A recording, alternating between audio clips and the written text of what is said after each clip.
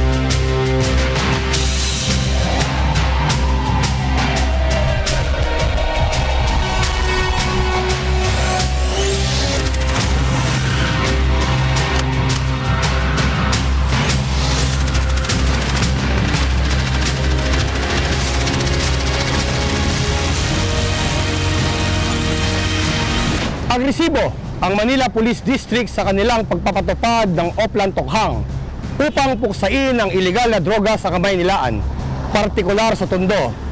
Ito ang ilan sa kanilang mga accomplishments. Panoorin natin. Kaliwat ka ng balita tungkol sa paglutas sa iligal na droga ang ating napapanood sa telebisyon, nababalitaan sa mga dyaryo at naririnig sa radyo. Dahil ito sa epektibong ipinatutupad at isinasagawa ng Pambansang Pulisya ng Pilipinas ang Oplan Tokhang, kung saan dahil dito ay libu-libo na ang sumukong drug users at drug pushers mula sa iba't ibang lugar sa bansa. Sa Tondo, Manila, ilang operasyon din ang isinagawa ng Manila Police District kaugnay nito. Dito nga po sa atin sa Manila Police District ay dahil dito sa pinaiting nating Oplan Tokhang, itong pagpasok, sabi nga the change has come. So patuloy din ang pagganap ng ating mga kapulisan at gaya ng nasabi nyo, dito po sa lugarin ng Tondo ay nagkaroon ng sunod-sunod na operasyon na kung saan nagresulta po ito ng pagkakahuli at gayon din po ay pagkaka-neutralize ng iba po nating mga suspect po.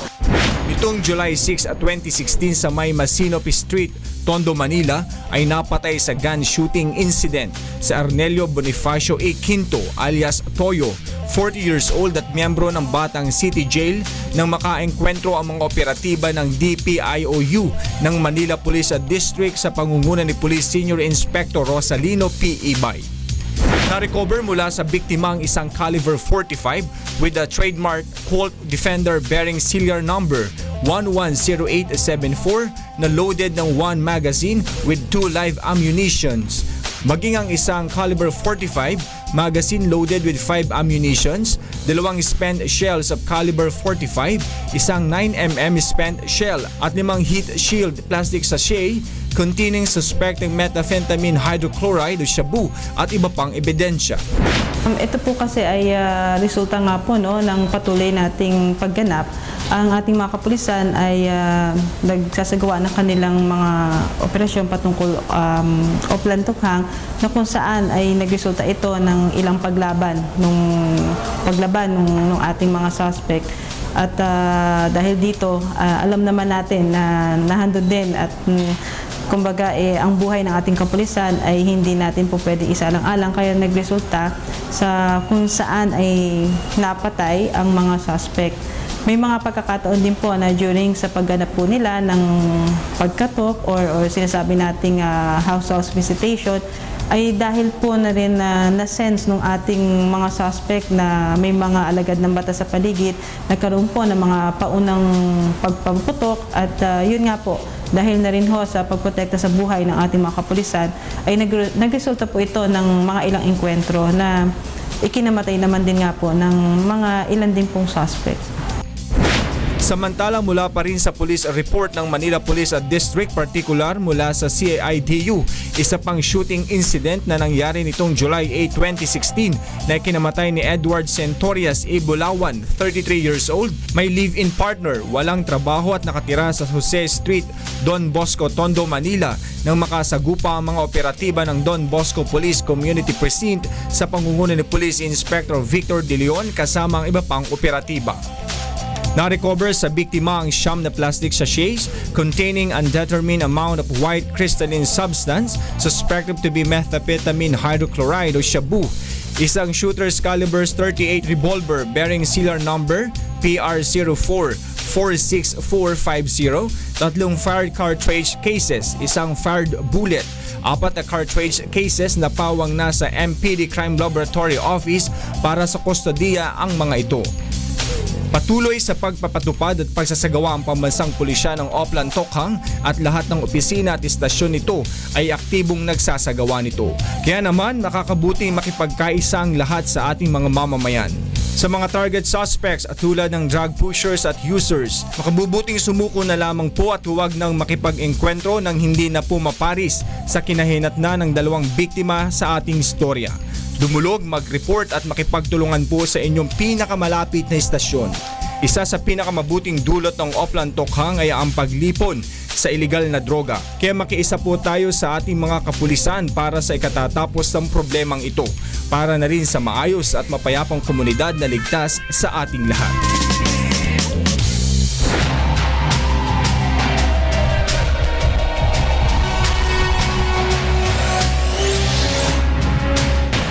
Sa mga nabibiktima ng peer pressure ay ang mga kabataan, kaya madalas sila ang nasasangkot sa mga iligal na gawain. Kaya naman gumawa ng paraan ang pambansang pulisya upang matulungan ang mga kabataan na tumanggi sa droga. Narito ang buong detalye. Ang ipinagbabawal na gamot ay isa sa mga lumalalang problemang hinaharap ng ating lipunan. Kaya naman gumawa ng paraan ang pambansang pulisya upang mabigyan ng kaalaman ang mga kabataan kung anong masamang maidudulot nito at kung paano makakaiwas dito. Ang DARE ay isang acronym na DARE. Ang ibig sabihin nun yung Drug Abuse Resistance Education.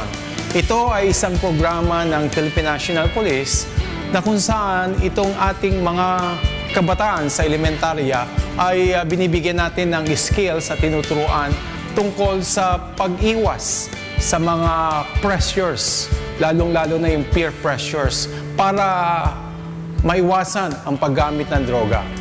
So itong DARE program, actually international ito, inadapt lang natin yung DARE program sa Amerika, which is very effective. Ito'y binubuo ng mga lessons na kung saan ay kinapapalooban ng tinuturuan ng mga kabataan kung paano nila ma-recognize yung mga pressures para sila'y gumamit ng droga.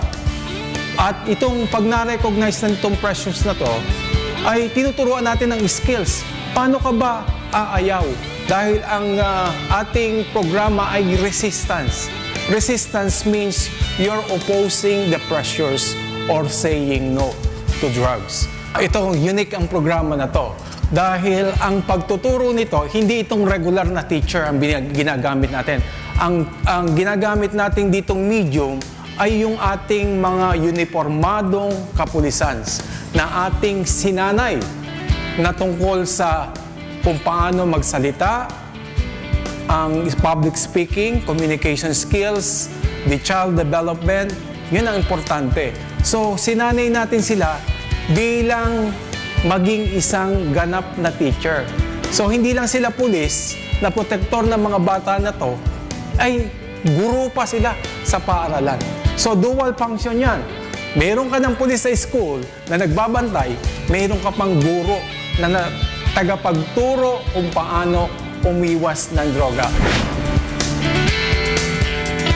Sa ngayon ay ilang lugar pa lamang ang nalalagyan ng pulis na sinanay magturo sa mga grade 5 at grade 6 students. Ilan sa mga lugar na mayroon ng mga pulis na guro sa DER ay sa General Santos, sa Region 4A, sa Batangas, Laguna at Cavite, at kamakailan lamang ay nagkaroon na rin sa ilang bahagi ng Metro Manila tulad ng Pasay City. Sa mga nagnanais na magkaroon ng DER ay maaari po kayong makipag-ugnayan sa Anti-Illegal Drugs Group o AIDG sa numerong 532-3407. Ako po bilang isang DER officer at Drug Preventive Education Officer, handa po kaming magbigay ng ayuda at taong karapat-dapat na magturo itong DER. Actually, hindi lang po DER program tinuturo namin. Meron pa rin kaming Drug Preventive Education. Yung tinatawag nating edukasyon kontra droga. Meron po kami module dyan from elementary, high school, college, down to barangay. Meron po kami dyan. At handa po kaming taga-AIDG, handa po namin ibigay ito at ipatupad sa kanila. Ako, si SPO4 Fernando T. Galang ng AIDG. Ito ang serbisyong hatid ng pulisya para sa bayan. Para sa mamamayan, Police at your service.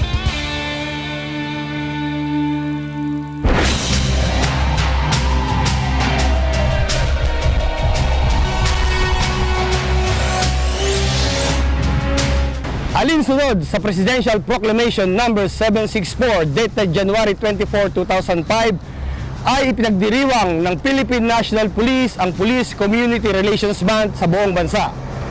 Kaya naman iba't ibang activities ang ginagawa ng pulisya para sa pagdiriwang ng buwang ito. Tunghayan natin. Hindi matatawaran ang papel na ginagampanan ng Police Community Relations o PCR sa lahat ng policing at law enforcement aspects ng Philippine National Police. Ang pagkakaroon ng matatag na ugnayan ng pulisya at mamamayan ay hangad ng pambansang pulisya para sa pangkalahatang kaunlaran at kapayapaan ng bansa. Kaya naman, ngayong taong 2016 ay nakasentro ang selebrasyon ng PCR Month sa temang matatag na ugnayan, ligtas na pamayanan. At bilang pakikibahagi ng opisina ng Police Community Relations Group sa pagdiriwang ng 21st Police Community Relations Month, iba't ibang aktibidad ang kanilang isinagawa sa iba't ibang lugar. Sila ay nagkaroon ng one-stop shop caravan, PNP service booth na nagsilbing daan sa agarang pagbibigay serbisyo ng pulisya para sa ating mga kababayan na nagnanais na dumulog, humingi ng karagdagang payo at kaalaman kung papaano maging isang pulis. Maliban pa riyan, ilan din sa serbisyong ipinagkaloob ng pulisya sa publiko ay ang malaman ang tamang proseso ng pagkuha ng lisensya ng baril. Bukod sa mga frontline services o service booth na kaloob ng pulisya sa ating mamamayan, isa rin sa naging bahagi ng pagdiriwang ang pagkakaroon ng libreng konsyerto at dance number mula sa mga mascots ng PNP. Dagdag din sa kasiyahan para naman sa ating mga kababayang mahilig at nawiwili sa pagbili at pangungulekta ng baril ay nagkaloob din ang pulisya ng gun exhibit na tunay na ikinatuwa ng ating publiko. Ito ay nilahukan ng iba't ibang kilalang may-ari at bilihan ng iba't ibang uri ng di-kalibreng baril, bala at mga kagamitan.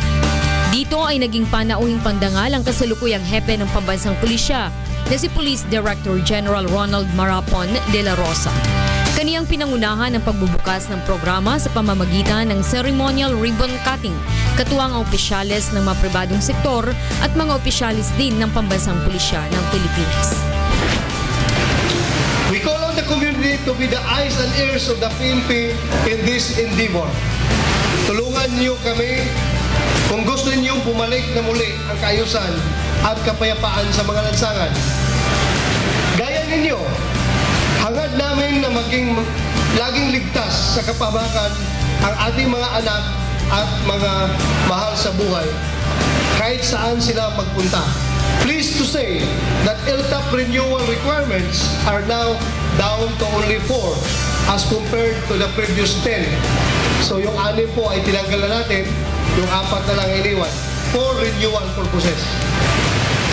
These are the PNP screening, the NP screening, neuropsychiatric screening. Lubos naman ang pagpapasalamat at kasiyahang nadama ng publiko sa mga ipinagkaloob na serbisyo ng pambansang pulisya para sa kanila. Kita ko yung mga bagong model ng mga firearms. Ngayon lang ako kasi nakakita ng ganito, ng mga din-display. Natuwa din ako kasi hindi ko na ito ini-expect na meron pa eh. Pero meron pa pala na nakatago at least. May ma-idea ka na meron pa. Saka tagal nitong mga vintage, wala na yung mga ganito. Tapos ngayon nakakita ko maganda at least. Meron pa ring koleksyon na pinapakita yung PNP sa mga vintage na firearms. Yung Grace Gun, World War II, ito, Israel usage during sa Golan Heights sa Israel. Actually, marami lang tao pero at least convenient kasi nasa center and hopefully sana meron din siya sa mga probinsya kasi galing pa ako Mindanao. I just came here for this. So sana meron din sana mas marami pang ganito, hindi lang once a year, maybe at least every 4 months na ganyan kasi masyadong marami. Sana ma-accommodate lahat ngayong araw. We thank you from the bottom of our hearts for your tremendous support to the FAO and the PNP. Congratulations! Mabuhay kayo at mabuhay tayong lahat. Samantala, binabati po namin ang Police Community Relations Group sa kanilang pagdiriwang ng ika-24 na anibersaryo ng pagkakatatag na may temang makiisa, magsama-sama, droga ay sugpuin tungo sa tunay na pagbabago. Ngayong darating na August 1, 2016.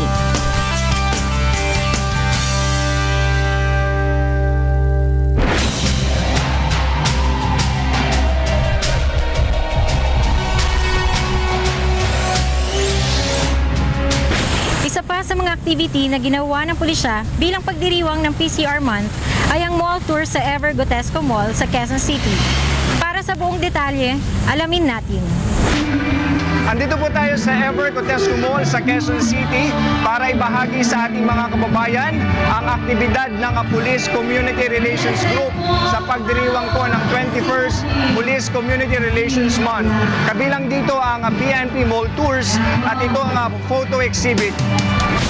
Pinangunahan ng Police Community Relations Group ang pagbibigay serbisyo at kasiyahan sa ating mga mamamayan kaugnay sa pagdiriwang natin ng 21st Police Community Relations Month ngayong buwan. Tuwing buwan ng Hulyo ay pinagdiriwang natin ang PCR Month alinsunod sa Presidential Proclamation No. 764 na napirmahan noong January 24, 2005. Pinasaya naman ng PCRG Combo ang ating mga kababayan ng kanilang magagandang awitin at tugtugin na kinatuwa ng mga taong nakaisa at dumalo sa mall tour. Napuno ang bawat pasilyo ng mall at ang iba naman ay nakikanta pa sa mga talentadong pulis.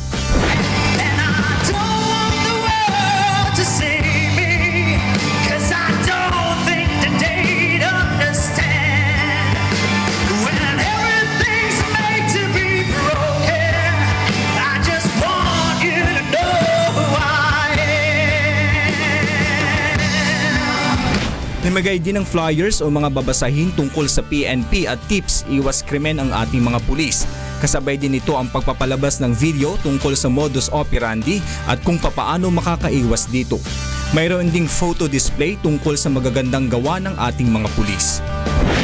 At bukod po sa ating PNP Combo ay kasama rin natin sina PO1 Matapat, PO1 Magalang at PO1 Matikas na nagbigay saya sa ating mga kababayan. Tuwang-tuwa naman ang mga bata sa PNP mascots lalo nang nung sila ay sumayaw at umindak. Panay din ang kanilang pagpapakuha ng litrato sa mga ito.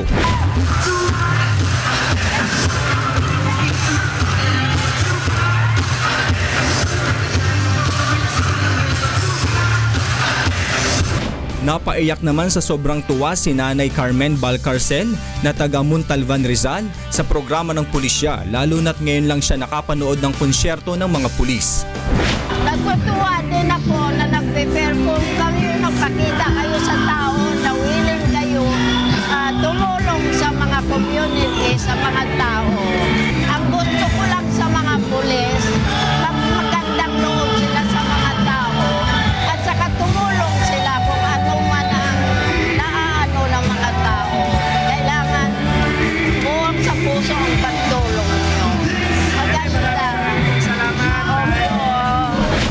Tunay na naging matagumpay ang pagbibigay ng kasiyahan at serbisyo ng kapulisan sa ating mamamayan.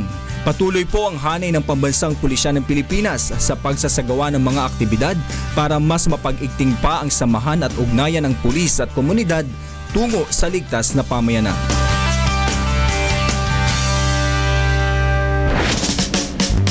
Pinangunahan ni Philippine National Police Director General Ronald M. De La Rosa ang oath-taking and donning of rank ceremony sa mga bagong promoted na police mula Police Officer 2 hanggang Police Superintendents sa Campo Crame noong nakaraang Lunes, July 25, 2016 pagkatapos ng traditional flag raising ceremony.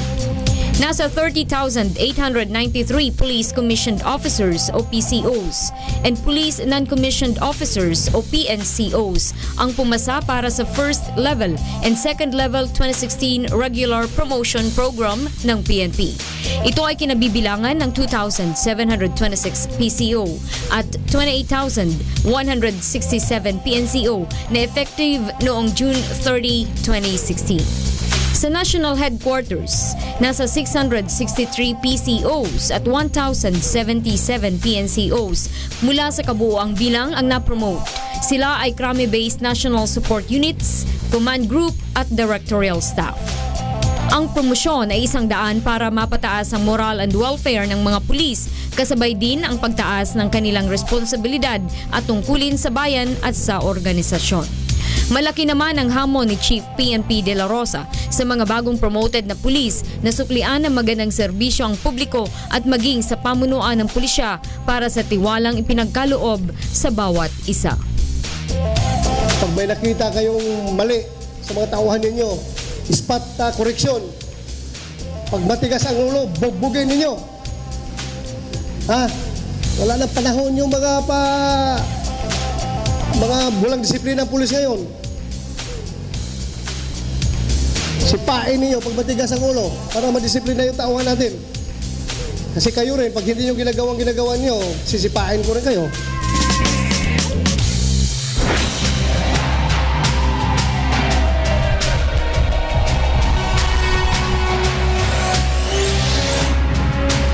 Narito ang mga balita tungkol sa PNP na nakalap ng UNTV News sa loob ng linggong ito.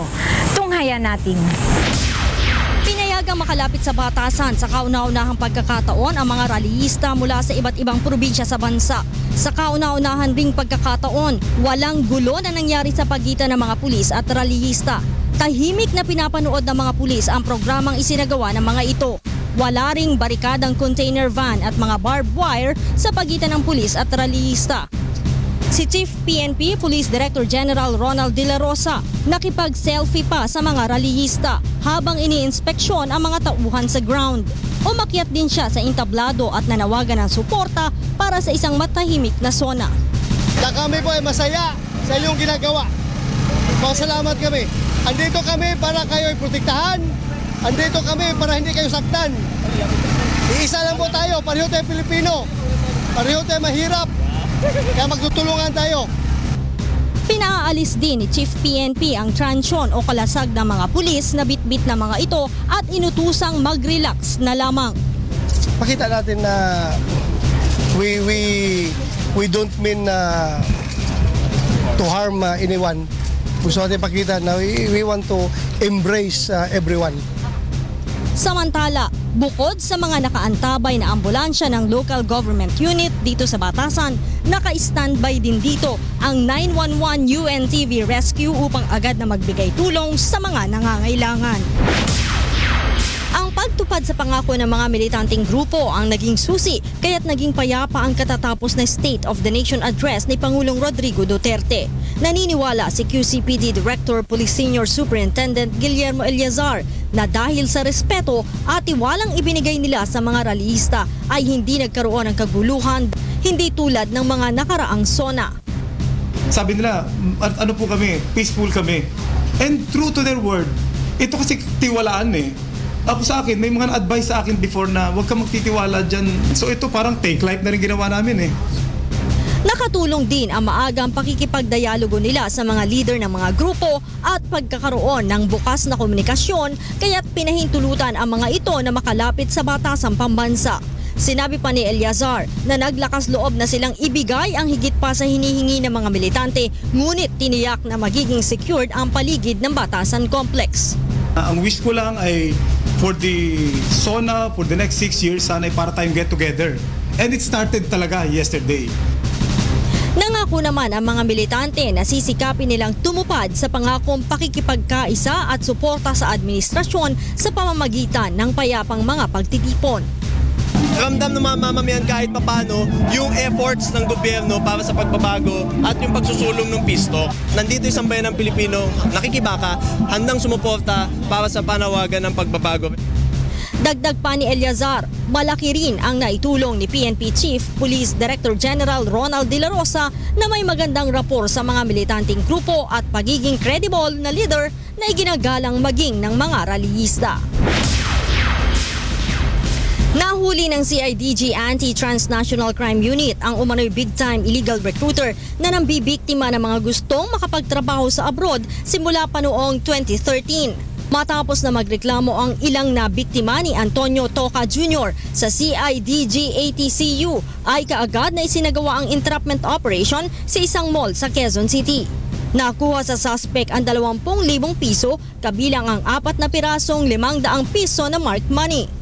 Ayon kay CIDG-ATCU OIC Police Chief Inspector Roque Merdihia Jr., nasa 246 na ang nabibiktima nito kung saan pinakamalaking nahingi nito sa isang biktima ay 90,000 pesos kapalit ng pangakong trabaho sa Canada. Big time siyang recruiter, no? Illegal recruiter. No? Kaya ang isasampang kaso laban sa kanya ay itong large scale illegal recruitment. At kasama na rin yung swindling, no? Dahil tumanggap siya o niloko niya mga tao at napaniwala niya na mayroong trabaho at humingi siya ng malaking halaga ng pera sa bawat aplikanteng lumalapit sa kanya. Isa sa mga naloko na si Janice Lopez na nakuna ng 60,000 pesos sa pangakong makapagtatrabaho ito sa Canada bilang sales lady, ngunit hanggang sa ngayon ay hindi pa nakaaalis ng bansa.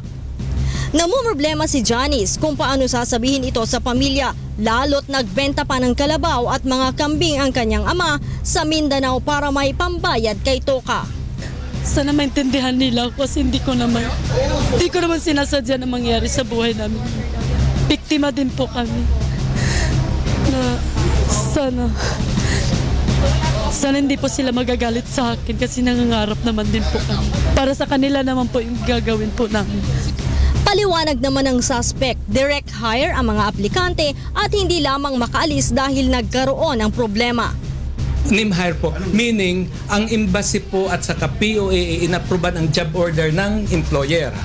So ngayon itong employer, sila ho mismo ang magpa-process through embassy. Si Toca ay naka-red flag na sa POEA at hindi rin niya maipaliwanag kung bakit niya ginagamit ang kumpanyang 2013 pa walang lisensya. Sa State of the Nation address ng Pangulo, inuutos nito sa mga pulis na palakasin ang kampanya laban sa illegal recruitment sa bansa. To immediately stop violence on the ground, restore peace in the communities, and provide enabling environment conducive to the resumption of the peace talks. I am now announcing a unilateral ceasefire with the CPP, NPA, NDF, effective immediately, and call on our Filipinos in the National Democratic Front and its forces to respond accordingly. Sinuspindi na ng Philippine National Police ang mga opensiba laban sa New People's Army alinsunod sa deklarasyon ni Pangulong Rodrigo Roa Duterte na unilateral ceasefire laban sa rebelding grupo. Kasama sa ititigil ng PNP ay ang mga test mission ng Special Action Force o SAF. The PNP is now suspending our offensive operation to give way ito po sa mas magandang usapan para po sa kapayapaan. Subalit nilinaw ni PNP spokesperson, Police Senior Superintendent Junardo Carlos na bagamat indefinite ang tigil opensiba laban sa mga rebelding komunista, mananatiling nakahanda ang mga pulis sa mga posibleng pag-atake laban sa kanila. The SOPO shall shall be without prejudice to actions aimed at protecting the people and the communities. All units shall implement active and passive measures as necessary to deter and or prevent the CNN from taking advantage of the SOPO. Hindi rin kasama sa suspensyon ang paghahain ng warrant of arrest, checkpoints at pagpapatrolya upang protektahan ang mga kampo, government establishments, vital installation at matataong lugar. Samantala, ititigil din ang hot pursuit operation sa NPA na dumukot sa 4 na pulis sa Malimono, Surigao del Norte. Uunahin po yung pakikipag-usap.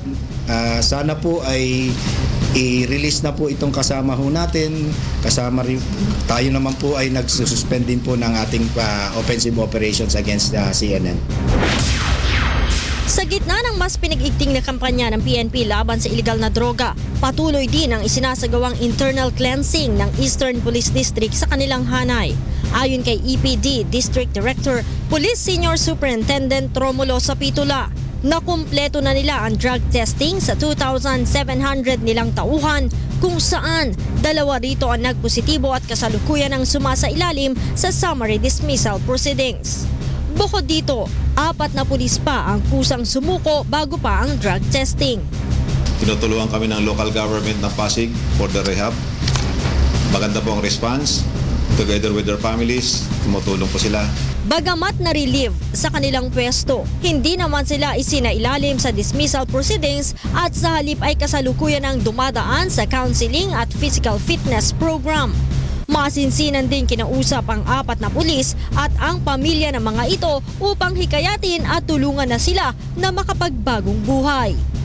Pagkausap po yung pulis, nung umiiyak po yan, pag tinatanong ko, bakit ka gumamit ng droga? Nung gumamit ka ba ng droga, nasolusyonan ba yung problema mo? Mukhang nadagdagan, sabi ko.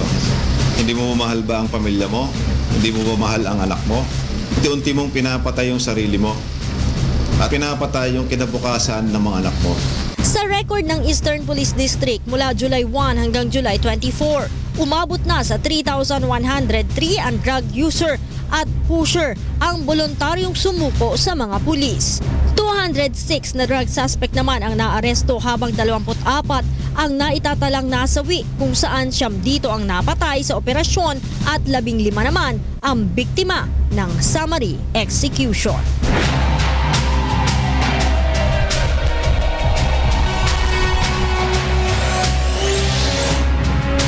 Patuloy nating suportahan ang Philippine National Police at ang programang Oplan, Tokhang at PNP Patrol Plan 2030.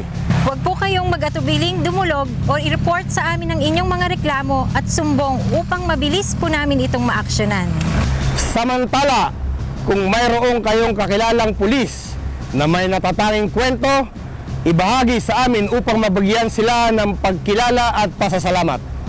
I-browse o pasyalan ng PCRG sa Facebook, i-like ang PCRG page at i-follow kami sa aming Twitter account at PNP_PCRG.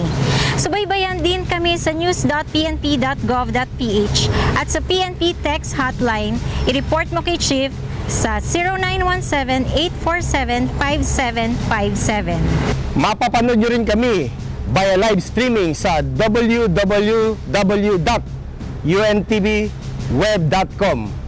At para naman sa mga episode na gusto niyong balikan, ay maaari nyo rin kaming bisitahin sa website ng UNTV. Magkita-kita po muli tayo sa susunod na Sabado. Dito pa rin sa nag-iisang public service channel, ang UNTV News and Rescue. Ako po si Police Superintendent Christine R. Bagundol, Assistant Chief ARMD ng PCRG. At sa ngalan ng ating Chief PNP, Police Director General Ronald M. De La Rosa, sa Direktor ng Police Community Relations Group, Police Senior Superintendent Gilbert C. Cruz, at sa buong hanay ng Pulisyang Pambansa ng Pilipinas, ako po si Police Senior Superintendent Mario N. Rariza, ang Deputy Director ng Police Community Relations Group. Ito ang serbisyong hatid ng pulisya para sa bayan. Para sa mamamayan, Police at your service!